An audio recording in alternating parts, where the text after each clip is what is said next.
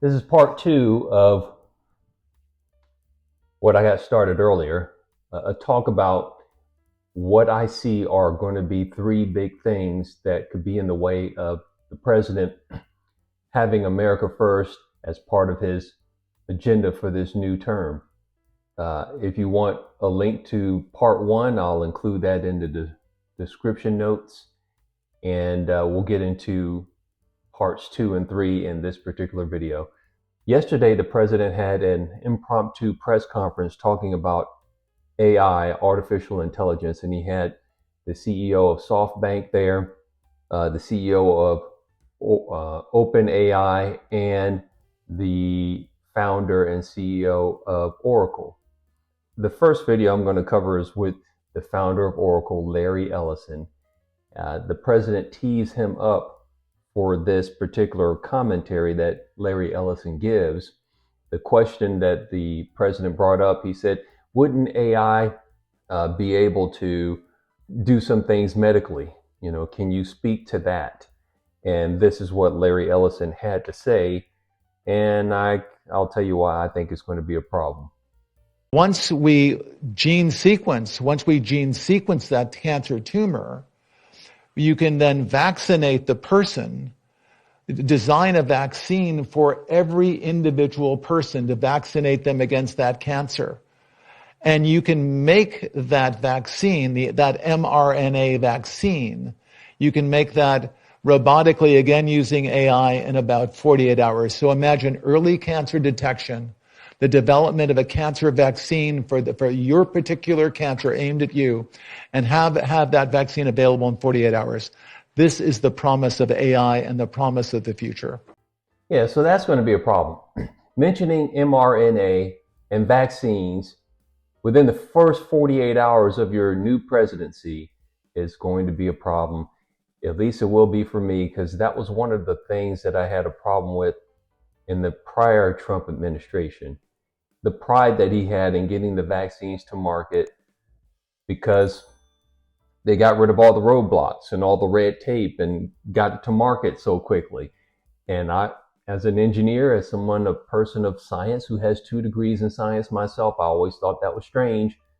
Like we can take years and years to get things to market, but now for this virus that's supposed to be naturally occurring, we somehow can find a vaccine so quickly and then get it out into the market. Just remove all of the stop signs or all of the testing that you would normally have, and say because we have a pandemic and it's an emergency, we have this emergency use.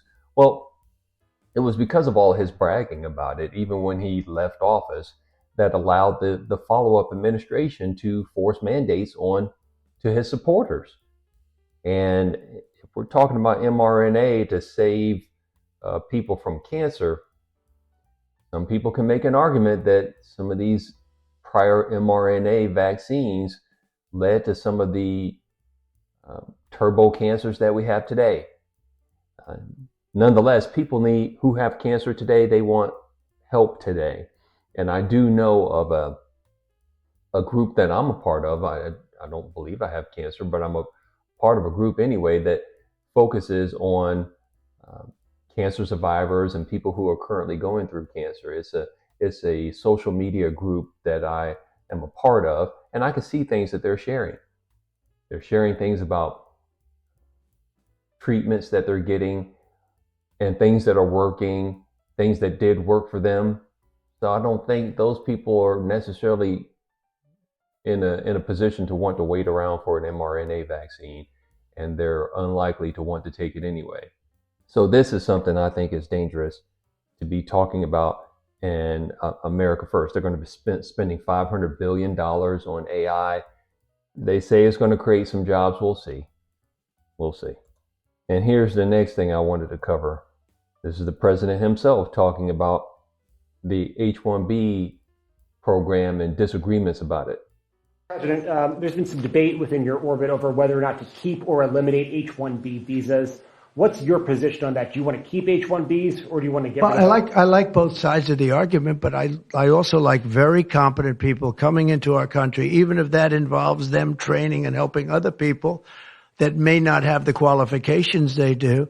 But I don't want to stop. And I'm not just talking about engineers. I'm talking about people at all levels. We want competent people coming into our country. And HB1, I know the program very well. I use the program. Maitre d's, wine, experts, even waiters, high quality waiters. You got to get the best people. Now, then you go into people like Larry, and he needs engineers, and Massa needs, and this gentleman needs engineers like nobody's ever needed engineers, right? So we have to have the quality people coming in. Now, by doing that, we're expanding businesses, and that takes care of everybody. So I'm sort of on both sides of the argument, but what I really do feel is that we have to let really competent people, great people come into our country, and we do that through the H-1 program. All right, several things to say about that. One, I still think he's getting H-1B confused with H-2B when he says he's used the program himself for maitre d's and wine experts. I think the word he was looking for was sommeliers and waiters. Do we really need to import in waiters and people who are experts about wine and maitre d's? Do we really need that? So he said not just engineers, but I'm here to tell you about engineers too. I've been in the schools. These folks do not bring anything special to the table. They're indentured servants, and that's what they are. They're basically 1/3 to 1/2 the pay, and it affects the whole industry to the point where people approach me about jobs because they like my resume and they want to pay me less than what I made 10 years ago.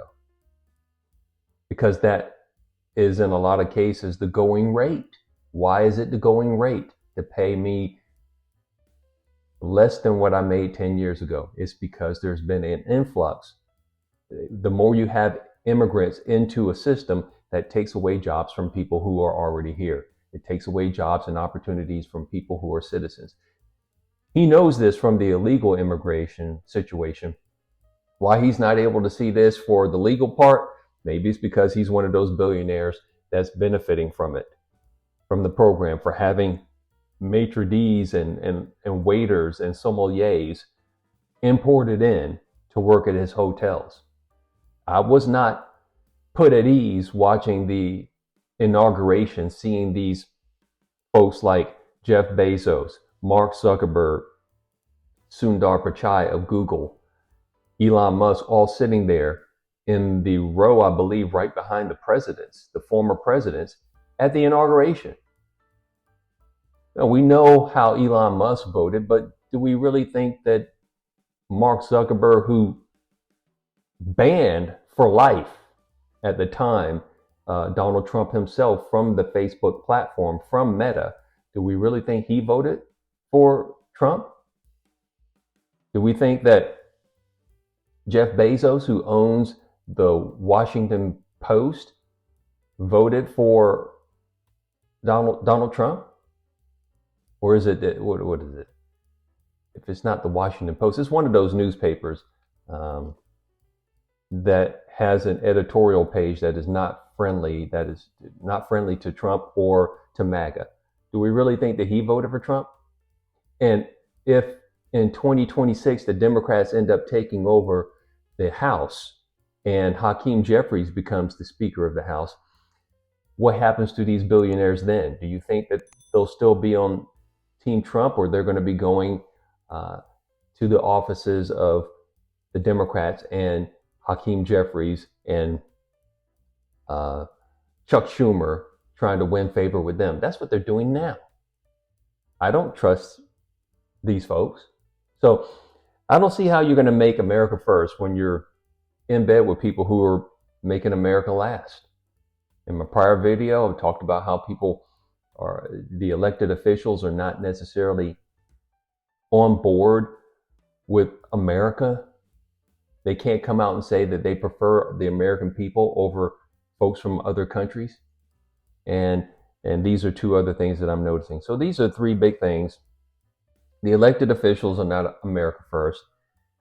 This whole AI stuff of $500 billion being spent on it. And one of the big things you're going to be talking about is what it can do in terms of healthcare.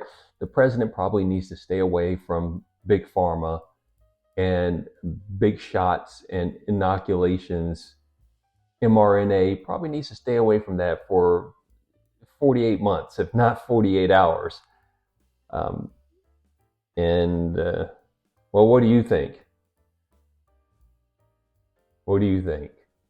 If this is your first time checking me out, do me a favor and subscribe to the channel. It doesn't cost you anything, but it helps me out.